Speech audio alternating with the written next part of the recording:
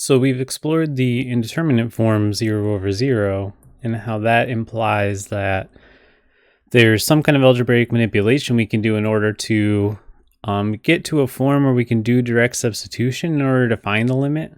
Or maybe we will be able to implement something like the squeeze theorem. But what about this other form, which we briefly mentioned, right? Where the function is just you just get 5 over 0, right? So this is not an indeterminate form. We usually just call this undefined, right? Division by 0 in general, we just call undefined. So in this form, I alluded to the fact that it implies that the limit is infinite, right? So a good example of this is the limit as x goes to 0 of 1 over x. Here, the limit is infinite, which means it doesn't exist. But sometimes we might write that the limit is equal to infinity or equal to negative infinity. Now, in this case, it is different depending on what side you look at, right? So it's very easy to see with the graph, but we don't want to completely rely on graphs. But let's just go look at the graph first, and then we'll look at what we could do without looking at the graph. Okay. Whoops. So we do 1 divided by x, which is not working. Oh, there we go. 1 divided by x. And go back to the center here. So we can kind of see that as x approaches 0 from the right side, it is blowing up, right? It's going to infinity. It's never going to approach 0. But if you put in something like 1 billionth, your answer is going to be a billion, right? Or 1 trillionth, it's going to be 1 trillion. So it's just going to get larger and larger and larger. It's going to go to infinity. And then from the left side, it's going to negative infinity. So here we would just say that it's undefined. The limit as x approaches 0 from the right. So this we would just say it does not exist. The limit as x approaches 0 from the right, we could say is equal to infinity. Sometimes we like to put the positive here, the plus sign, just to really emphasize that it's positive infinity. It's kind of optional. And then the limit as x approaches 0 from the left of 1 over x is equal to negative infinity. Okay. Now, if we don't have a graph to rely on, how do we know if it's going to infinity or negative infinity? And do we even care? Well, we do care because this will still help us come up with the graph of a function and kind of get a feel for, how the function is behaving. So we can, if we know it's going to infinity and we're just not sure if it's positive or negative, we could just look at a table of values. Okay. And we could look at some values to the left of 0 and to the right of 0. So we could look at 0.1, 0.01, maybe negative 0.01, negative 0.1, right?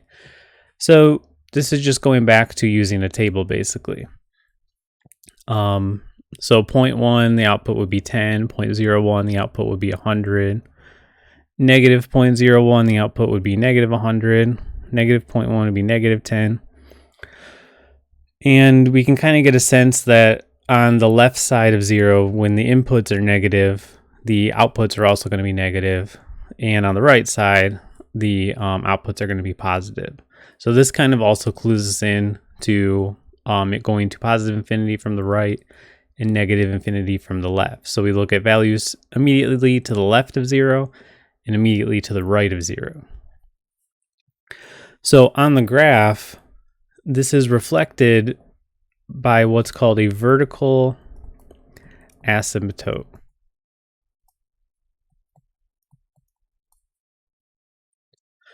So we can think of an asymptote as a limit. A vertical asymptote is really like the limit of the inputs as the outputs go to infinity or negative infinity. So as our outputs are going to infinity or negative infinity, our inputs are going to 0. So kind of thinking of the limit backwards. And then we'll also have a concept of a horizontal asymptote, which is where the output is going as the input goes to infinity. So on the graph, this is represented as a dotted line. And here I'll use a different color for the asymptote. So we make a dotted line here, a dashed line. And this kind of represents a boundary. And it's a boundary that usually the function does not cross. Now, sometimes it really just represents what happens at the extremities of the function. So it's possible for the function to cross the asymptote. It's less common for a function to cross a vertical asymptote because a vertical asymptote usually arises at a point in which that's not defined, right? That's where this is coming from, right? It's undefined. So horizontal asymptote, on the other hand, functions are more commonly will cross because they don't come up via domain issues. So you still can have a function cross a vertical asymptote. It just isn't as frequent. It usually would only be like in a piecewise function where you explicitly define something on the asymptote. So here, the 1 over x, so what's happening, let me redraw this here. Okay. Let me put this over it. So the vertical asymptote is at the line x equals 0. And what's happening is that the function keeps getting closer and closer to that line, but it never actually touches it. Okay, this function actually does have a horizontal asymptote also, which we'll talk about separately at y equals 0. Okay, so same idea here. So like I said, these will come up because of domain issues. So functions with domain issues will typically have these. The root functions do not, but the rational functions do, the logarithmic functions do. The graph of the logarithm looks like this, right, where you have a vertical asymptote at the same point at 0. So we can think of these asymptotes as limits, though. So the vertical asymptote is it's like the limit of the inputs as the outputs go to infinity. So again, thinking of it backwards. So it's telling you what's happening at the extremities. In this case, it's telling you what happens as the outputs move towards the extremities as they go to infinity. The inputs are getting closer and closer to 0. Okay. So with that in mind, let's go ahead and look at the other side, the limit as x goes to infinity. Okay. So there's a little bit more to these ones. If we just look at, for example, 1 over x, it's a little bit harder to do something like direct substitution here because there's not a number to plug in, right? So now we're looking at the limit as x goes to infinity. We're not looking at the limit as x goes to a real number. So we're really asking ourselves what happens as x kind of blows up, right? As x gets larger and larger and larger, where is the function going, right? What's happening at the extremes? So if we think about this, this is, we can think about this as 1 over some very large number. What is 1 over some very large number? So again, if you want to look at a table of values, for example, you could think of like a million, right, 10 to the 6th, or a trillion, 10 to the 12th. What happens at these really large numbers? Well, you're going to have 1 over 10 to the 6th, or 10 to the negative 6th, and 1 over 10 to the 12th, or 10 to the negative 12th. So as x gets larger and larger, these numbers are getting smaller and smaller, right? 1 billion, or 1 millionth, 1 trillionth. So in fact, and they're not going negative, they're just getting closer and closer to 0.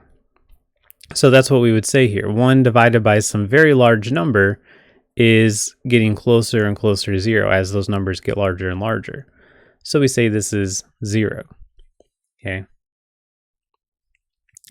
In a sense, it's like you're doing a direct substitution of 1 divided by infinity.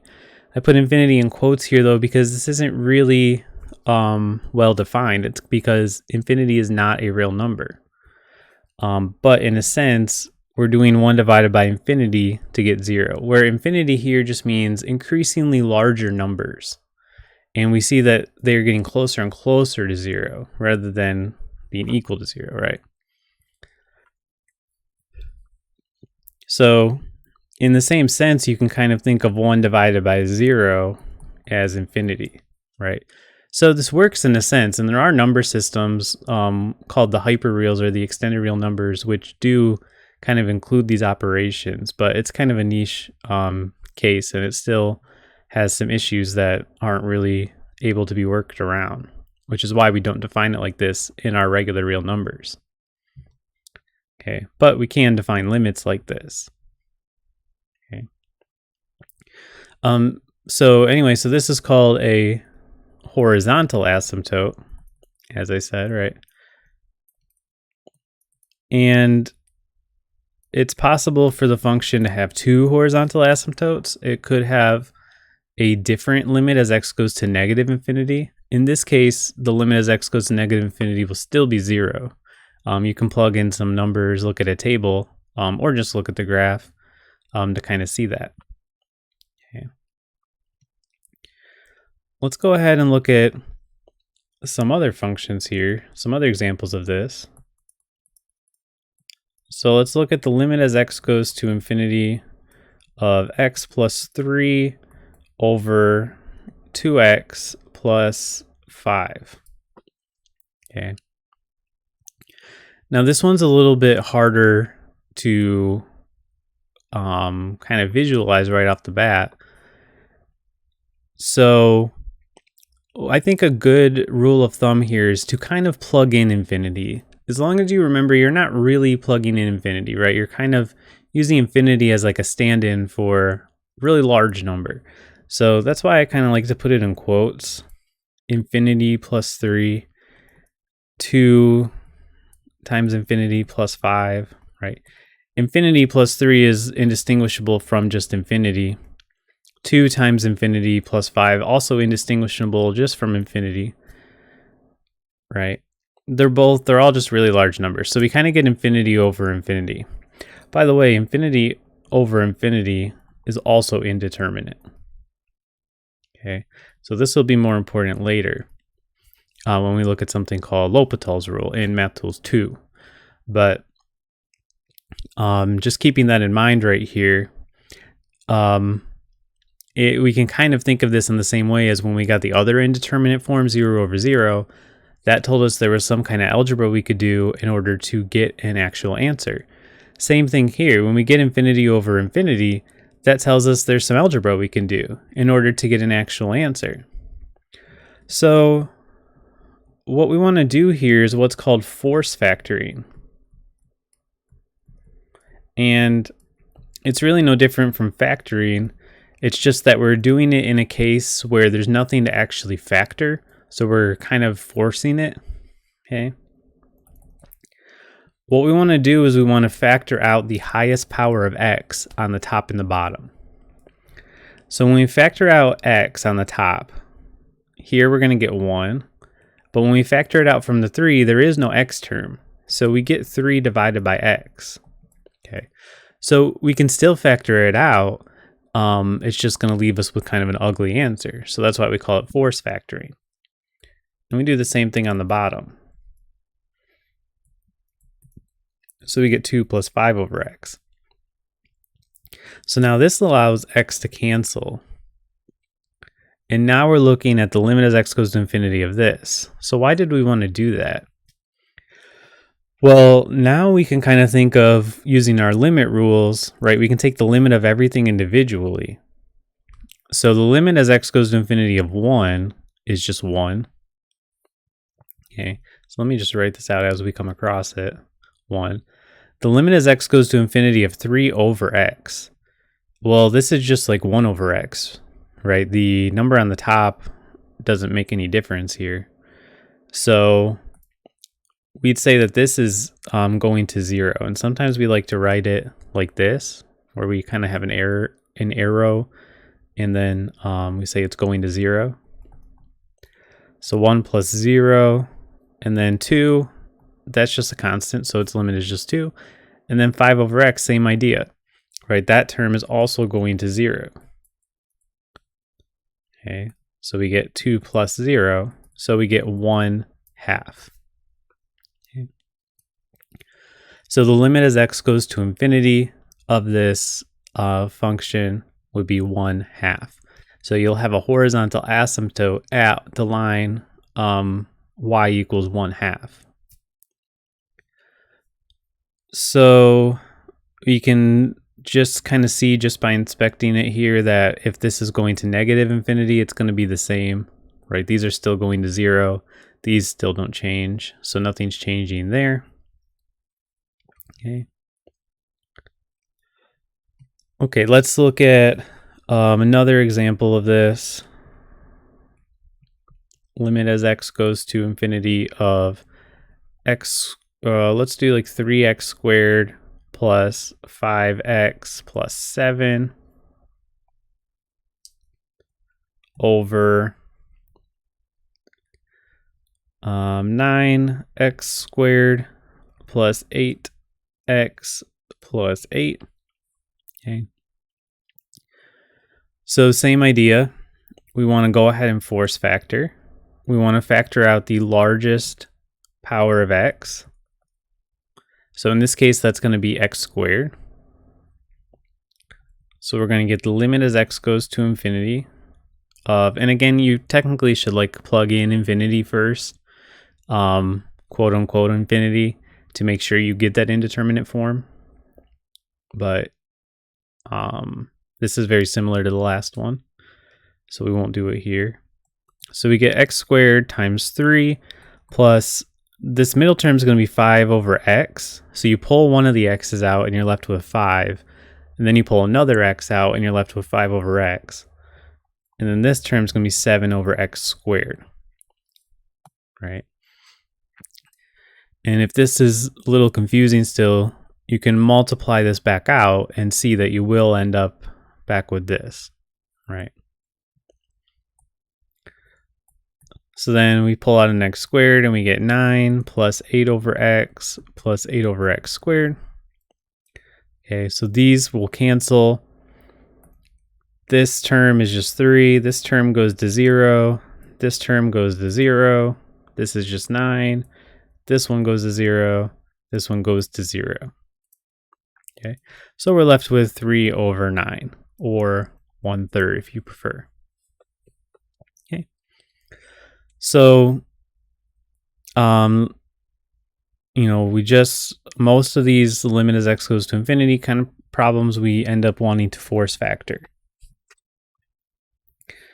Now, sometimes we're only really looking at cases of functions which have asymptotes. If the function does not have an asymptote, like if we just look at the limit as x goes to infinity, of x squared, for example, we can kind of just plug in infinity still. Infinity squared is just going to be infinity, right? And then we see that the limit as x of x squared as x goes to infinity is going to be just infinity, right? There's no infinity over infinity form here. And then same thing as the limit as x goes to negative infinity of x squared. It's going to be negative infinity squared, which is going to be infinity, because even though it's infinity, the negative still kind of gets squared and becomes positive. Okay, so I mean, I feel the need to put the quotes in here every time just to really emphasize that we're not really plugging in infinity. We're really using it as a stand-in for like making a table of increasingly larger values. We're kind of just imagining what would happen, right? So these limits you can easily verify from the graph, right? The graph looks like this. So clearly as x goes to infinity this way, the function's going to infinity. And as x goes to negative infinity, the function's going to positive infinity still. Okay. The other one I can think of off the top of my head, which has a horizontal asymptote, is the exponential function. Okay, e to the x.